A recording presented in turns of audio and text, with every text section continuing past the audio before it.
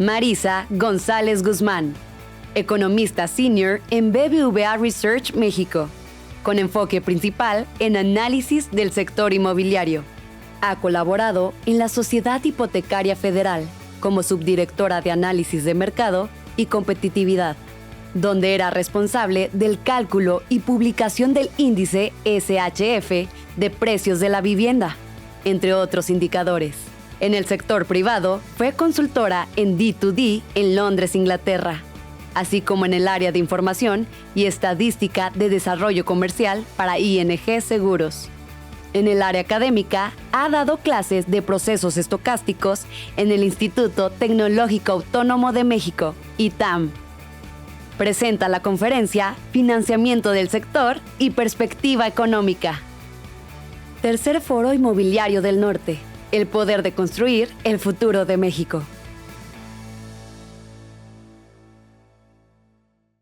Muchas gracias. Primero quiero agradecerles la invitación. Siempre es muy importante para nosotros estar en contacto con los que sí están en tierra, porque nosotros estamos allá arriba en los cielos viendo cómo creemos que es el mundo y a lo mejor estamos muy equivocados.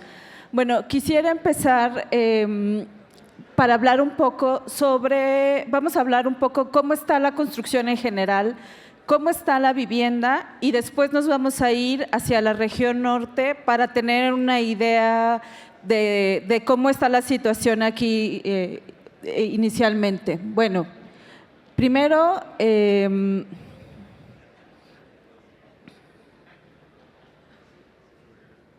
me la dejaron hasta el fin. El aviso legal no. Muy bien.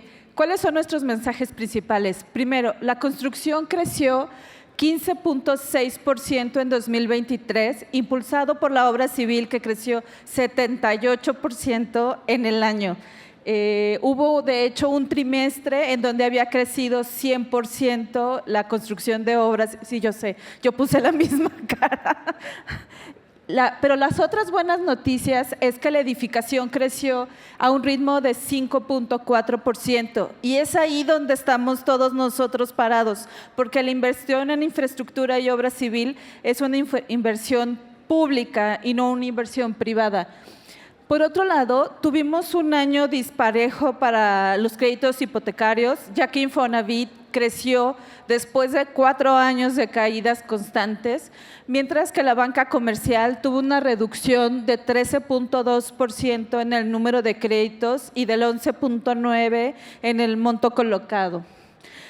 Las otras buenas noticias es que la apreciación de la vivienda en 2023 fue muy alta, fue de 10.9% y ahora para el primer trimestre inicia fuerte con 9.7%.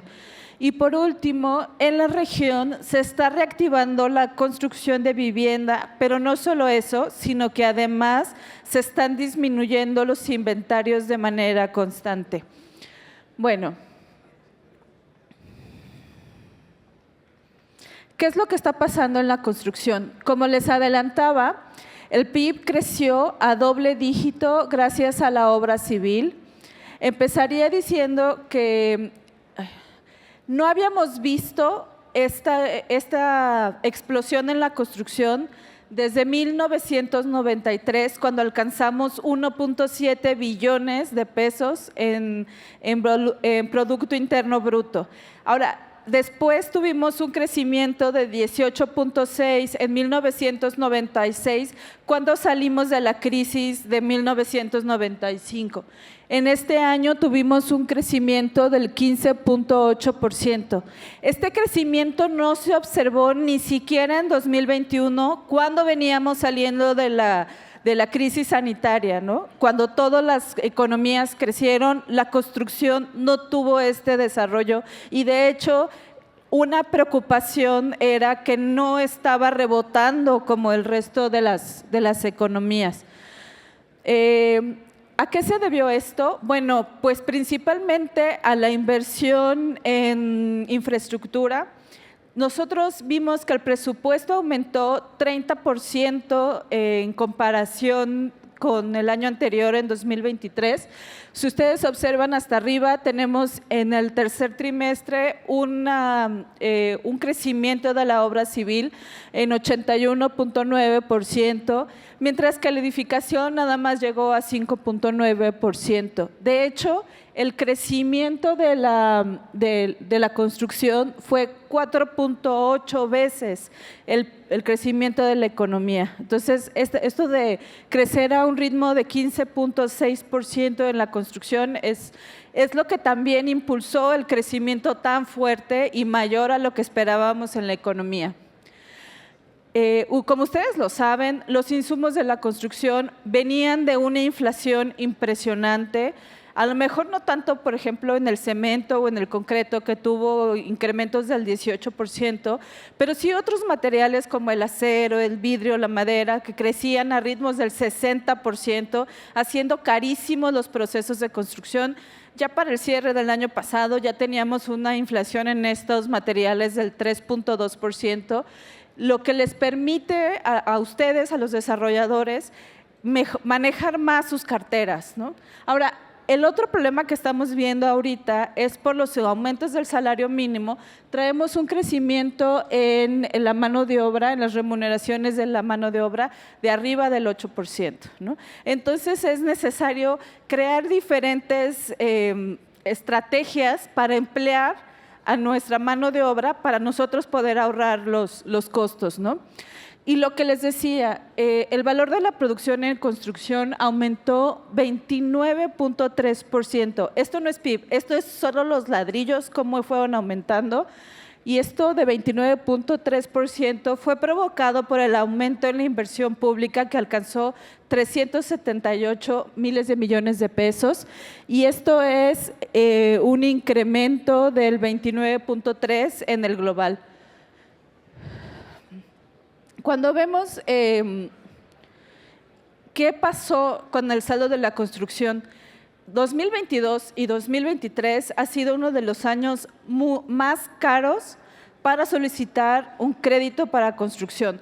¿Por qué? Porque las tasas de corto plazo, el TIE, está muy alto, ¿no? Estamos en 11%.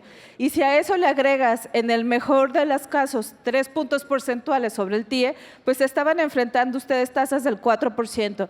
Ahorita, del 14%, perdón. Ahorita ya se está moderando un poco, pero aún así, a pesar de estas tasas tan altas, estamos viendo que el saldo del crédito bancario para la construcción va en aumento, y va en aumento con un índice de morosidad muy bajo, del 2.5%. Esto quiere decir que solamente 2 de cada 100 proyectos de construcción están cayendo en default. O sea, los desarrolladores escogen perfectamente bien a lo que le van a invertir, perfectamente bien el tiempo que se van a tardar, y saben más o menos cuánto se va a tardar en vender el producto para poder recuperar y mandar a pagar sus créditos. Y vemos que el valor de la producción en edificación también va en aumento, trae un crecimiento la edificación productiva. Cuando hablamos de edificación productiva, hablamos naves industriales, almacenaje, etcétera. Trae un crecimiento del 52.4% en el valor de la producción, y en la edificación residencial 37.5%. Esto es muy interesante porque la construcción de vivienda, que había mantenido el sector de la construcción durante una década, había estado muy deprimido y había estado muy temeroso de volver a invertir por razones múltiples, ¿no? Una, la eliminación de subsidios, haciendo que los márgenes para la construcción de vivienda de interés social se redujeran considerablemente a la mitad. Y por otro lado, la incertidumbre que la vivienda media y residencial pudiera mantener el sector vigente durante este tiempo. Sin embargo, la edificación de naves industriales, almacenaje, etcétera, nos ha permitido que el desarrollo de estas estructuras traigan de vuelta el florecimiento de la edificación en construcción de vivienda. Y esto lo vemos también en el saldo de edificación. Nuevamente, los procesos de edificación traen un índice de morosidad del 2%, lo cual es bajísimo. Recordemos, aquí nada más les estoy mostrando de diciembre del 22 a diciembre del 23, pero recordemos en 2014 cuando traíamos estos saldos de 300,000 millones de pesos, teníamos un índice de morosidad del 17%, o sea, era 1 de cada 5 proyectos de construcción caían en default. Y ahorita no, ahora es de 2 de cada 100.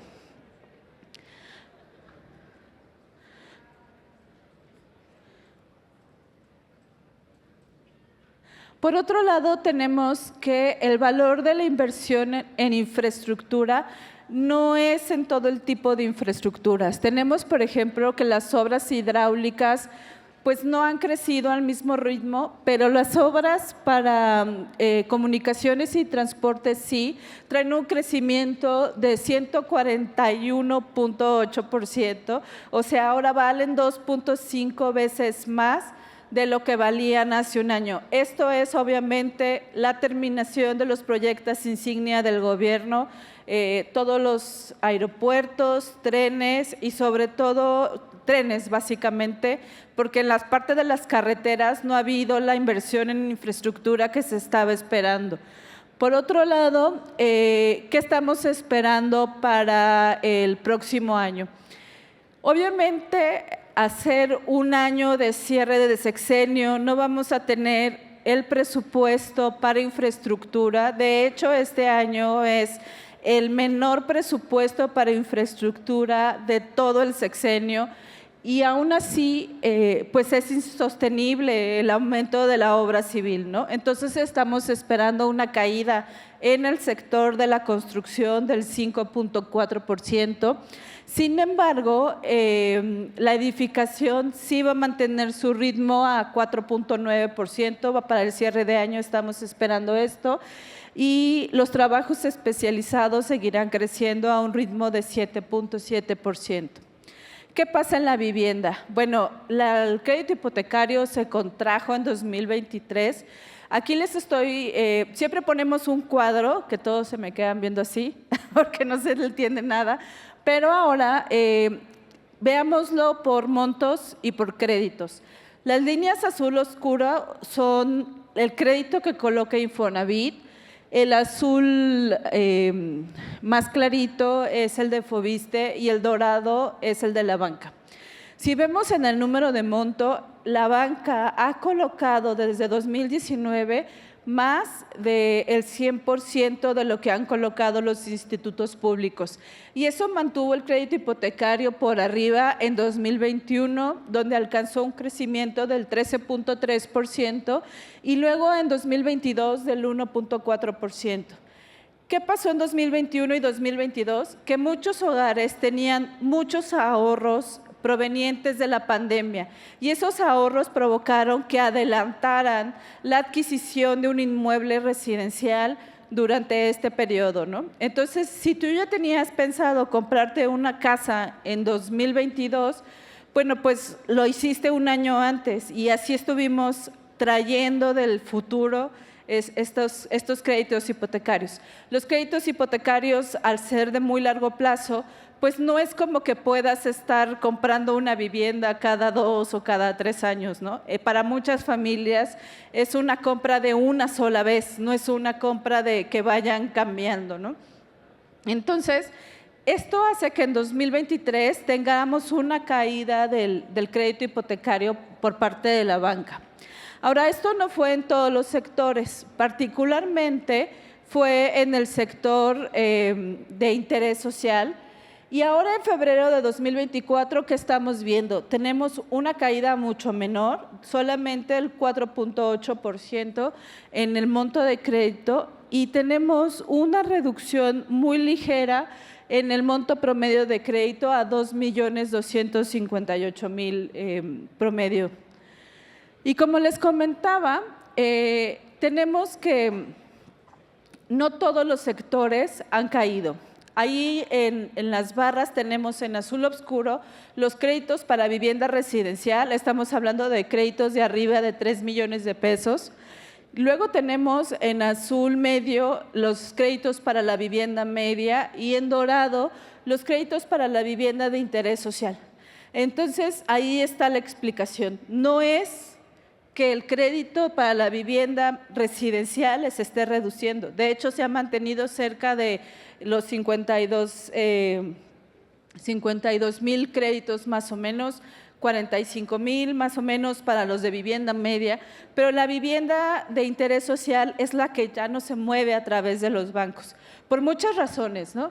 Y esto no solo se ve en número de créditos, también lo vemos en el monto. Cuando vemos el monto, vemos que sería la línea azul agua de la gráfica de líneas, está cayendo a un ritmo del 40% con cifras anualizadas. Entonces, el banco no está prestando para la vivienda de interés social, pero no es porque el banco no quiera prestar, es porque los clientes no están llegando, ¿no? ¿Qué es lo que pasó con el rango de la vivienda de interés social? Estamos viendo dos fenómenos. El primero es que sí aumentó de 668,000 a 702,000 de 2019 a 2023 el monto promedio. No necesariamente es que la vivienda sea más cara. Bueno, sí es más cara, pero también es porque ya no está el subsidio que acercaba a los hogares a esta asequibilidad de vivienda, ¿no? Entonces, al eliminarse el subsidio, los hogares que no estaban listos para adquirir la vivienda, no solo salieron del mercado, sino los que estaban más o menos listos tuvieron que atrasar esta decisión, pues no 1 o 2 años, posiblemente 5, 6, 7 años, en lo que pueden ahorrar el monto que ya les está solicitando la adquisición de esta vivienda. No solo eso, sino que además los precios de la vivienda siguen evolucionando. Entonces, si antes necesitaban 450,000 para adquirir una vivienda, pues en 10 años van a necesitar 650,000, ¿no? Y de todos modos, este ahorro no les está alcanzando. Ahora, también recordemos que durante la pandemia, los puestos de trabajo que primero se perdieron fueron los de la base de la pirámide, ¿no? Entonces, se reduce todavía más el número de hogares que pueden adquirir una vivienda. Por otro lado, tenemos que la vivienda residencial tuvo un monto promedio que se ha ido reduciendo de 3.5 millones a 3.2 millones. Entonces, esta reducción del crédito nos está hablando de que los hogares también están escogiendo productos un poquito más baratos de lo que les podría costar. Esto es también por el aumento de las tasas de interés.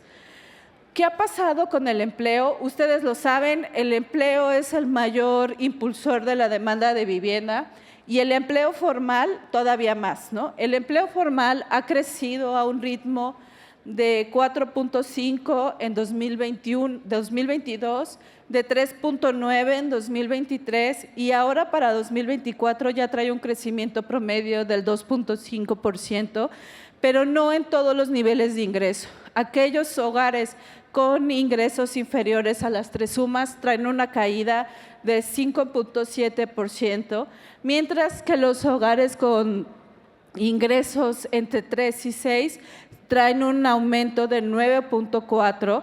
En 2023 traían incrementos por arriba del 15%, mientras que los hogares con ingresos mayores a las 6 sumas han evolucionado muy positivamente hacia 7.7% para el cierre de febrero de este año.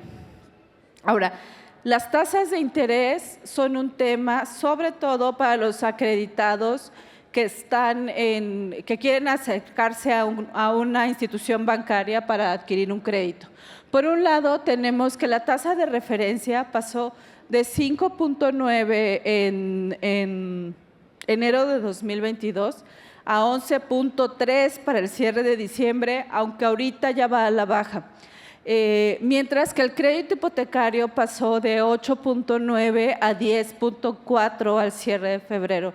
No es tanto, o sea, mientras la tasa de referencia aumentó 6 puntos porcentuales, la tasa del crédito hipotecario solo lo hizo 1.6 puntos porcentuales.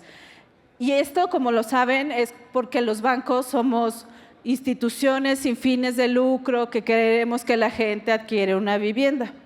Pues no es por eso. Es porque es un muy buen negocio un crédito hipotecario para la banca. La banca está manteniendo en las tasas para acercar a la gente a este producto. Para que se den una idea, el índice de morosidad de la banca para el crédito hipotecario es del 2.5%. El del Infonavit es del 17%. Entonces, hay una clara diferencia entre los hogares que adquieren su crédito hipotecario con la banca de los hogares que adquieren su crédito hipotecario con el Infonavit. ¿Qué estamos esperando para las tasas? Bueno, las de corto plazo irán a la baja y las de largo plazo se van a mantener estables, pero la tasa hipotecaria no va a empezar a bajar sino hacia el cierre de 2025. En muchas ocasiones he platicado con clientes y me dicen, oye, yo preferiría esperarme a que el CETE baje porque ahorita me conviene más dejar mi dinero en CETES y cuando ya el CETE ya esté por abajo de la tasa hipotecaria, pues entonces ya me compro mi casa, ¿no? Bueno, aquí la respuesta es sí. Tienes razón por esa parte de que le estarías ganando a la tasa de interés, pero por otro lado, la plusvalía de las viviendas ha ido a la alza y de hecho 2023 fue el año en que más creció el valor de la vivienda. Entonces, si tú te vas a esperar 2 años, pues ya no vas a irte a una casa que valga lo que platicábamos, ¿no? Sino que va a ser una casa que va a valer 1.15% más de lo que vale ahora. Y entonces, de todos modos, pues tú ya perdiste por esperarte a que la tasa de interés hipotecario empiece a bajar. ¿Dónde está la demanda potencial? Bueno, no es sorpresa, la demanda potencial de la vivienda está en el sector de interés social. Estamos hablando de vivienda de un valor menor al millón de pesos y ciertamente está en las 3 áreas metropolitanas más importantes del país, que sería Valle de México, Jalisco y Monterrey, pero también está en Baja California, en Veracruz, en Tamaulipas, en Chihuahua y en Coahuila. Pero ¿qué creen? Que no se está construyendo suficiente vivienda para estos niveles, por razones que ya podemos platicar más en corto si quieren, pero solamente se está construyendo el 16% de la vivienda que se va a demandar en los próximos años. Entonces hay una gran oportunidad para este tipo de vivienda que les permita, o sea, ahí va a estar el mercado, ¿no? El potencial para desarrollar vivienda, como veíamos, está en diferentes entidades. Por ejemplo, el año pasado, créditos para vivienda de interés social, el primer lugar fue Jalisco, el segundo lugar fue Querétaro, el tercer lugar fue Guanajuato.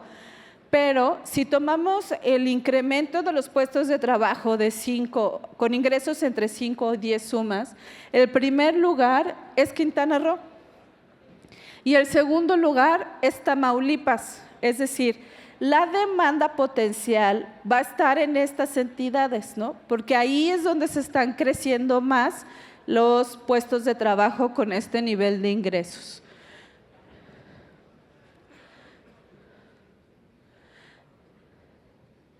Ahora, hablemos un poco de las plusvalías. México es uno de los países en el que durante el confinamiento prolongado no bajó el valor de la vivienda.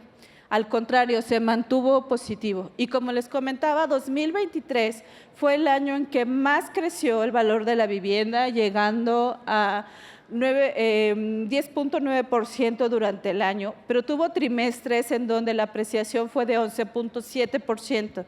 Es decir, cada vez es mejor negocio invertir en vivienda, y recordemos que la vivienda es el principal creador de patrimonio en las familias en México. Lo que vemos en la línea de largo plazo, en la última década, la apreciación promedio de la vivienda fue de 8.1%. En el peor de los momentos creció al 2%, y incluso en el confinamiento, en el tercer trimestre de 2020, teníamos una apreciación de la vivienda del 5%, con una tasa de inflación de 3.5%. O sea, la vivienda no ha perdido valor en todos estos, en los últimos 10 años. Al contrario, ¿no? Ha ido hacia arriba. Entonces, sin hacerlo compuesto, la apreciación de la vivienda, si tú compraste tu casa en el primer trimestre de 2014, para el primer trimestre de 2024, tu casa ya vale 1.8 veces más. Entonces, si tienes esta vivienda con fines solamente de habitación, pues entonces le has ganado, a pesar de que muy probablemente adquiriste esa vivienda con una tasa mucho más alta de lo que ahorita están en el mercado. Si la compraste para fines de inversión y la estás rentando, bueno, tenemos el caso de que en este caso no solo estás ganándole la plusvalía, sino que estás reduciendo tus costos a través del uso de la renta para el pago de tu crédito hipotecario. Muchas veces también me han preguntado qué es lo que pasa con el Airbnb a nivel nacional. Bueno, Airbnb tiene muy buenas rentas en algunas zonas, como por ejemplo Monterrey, Ciudad de México y Quintana Roo. En otras zonas, como en las zonas turísticas, por ejemplo Los Cabos, convienen más rentas de mediano plazo, ¿no? ¿A qué me refiero? Los Cabos tiene una plusvalía del 16.8% en los últimos 2 años. Entonces, si conocen a alguien que se compró su departamento en Los Cabos, ya le ganó 30% al valor de la vivienda. Y si vemos en el mapa, tenemos en las zonas más oscuras es donde ha habido más plusvalía, y estas serían Baja California Sur, Quintana Roo, Nayarit y Sinaloa, es donde se han visto las principales plusvalías.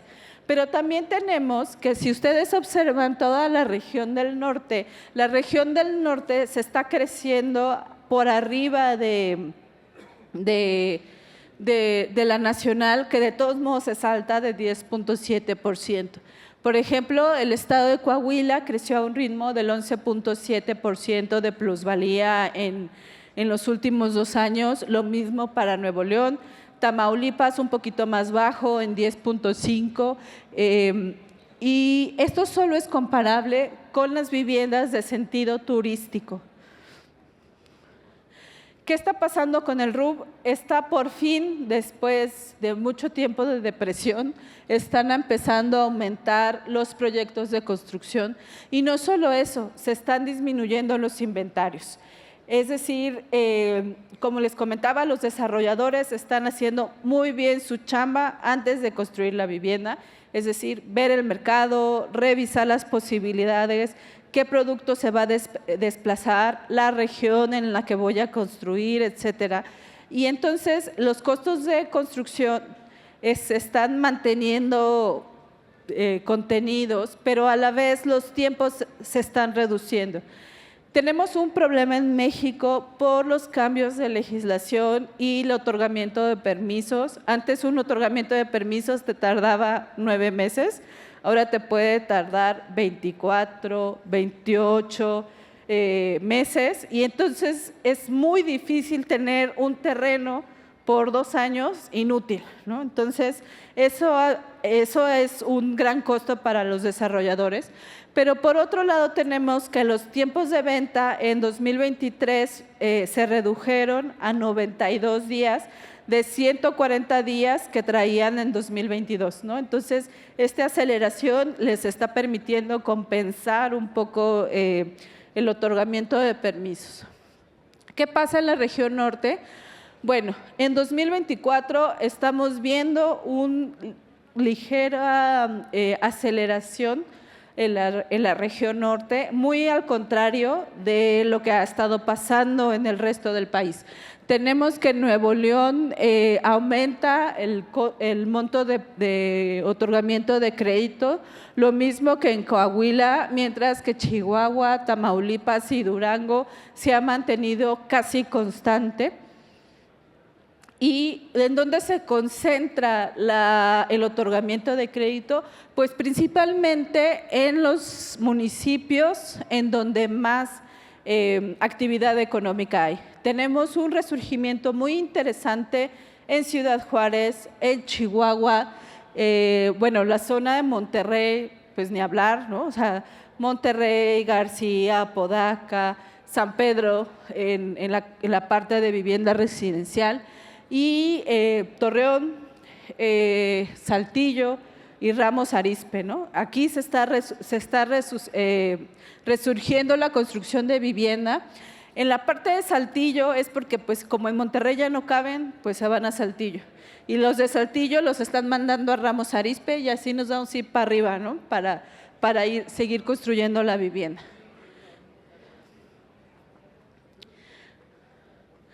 En cuanto al RUB, traen un crecimiento de 38.5% en los registros nuevos en el RUB, ¿no? Y también una disminución de inventarios y una disminución en los tiempos de construcción en la región. Eso es lo que tenemos sobre la situación inmobiliaria del norte.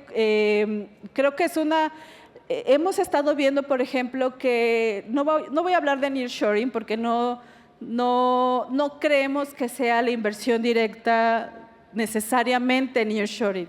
Lo que creo que más bien es friendshoring, es decir, empresas que ya están en México están aumentando su inversión en México, están aumentando la capacidad de sus plantas y el tiempo que planean que sus proyectos se mantengan aquí. Recientemente estaba hablando con algunos desarrolladores de inmuebles industriales y me decían, el tiempo de renta, no solo tengo contratos más largos, sino que además se tarda menos en rentarse el espacio, ¿no? Y se tarda menos de rentarse el espacio, me están hablando en 15 días, o sea, un gran parque industrial ya se está rentando completo, ¿no? Y bueno, eso es lo que tengo para ustedes. Si tienen alguna pregunta, con mucho gusto estaré aquí para contestarlas.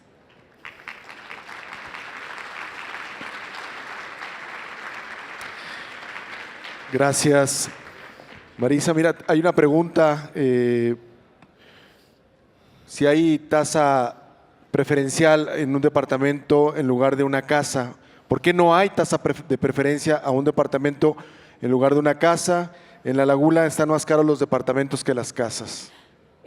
No solo en La Laguna, en muchos lugares del país están más caros los departamentos a las casas, pero porque los departamentos en general tienen más amenidades que las viviendas individuales, ¿no? O sea, para hacer que un departamento sea apetecible para el comprador, le tienes que poner una zona infantil de juegos o una palapa para la carne asada o en la zona metropolitana, tanto de Guadalajara como de la Ciudad de México, su roof garden. Acá no, porque aquí está el sol cañón, entonces se van a morir, mejor les hacen su palapa abajo.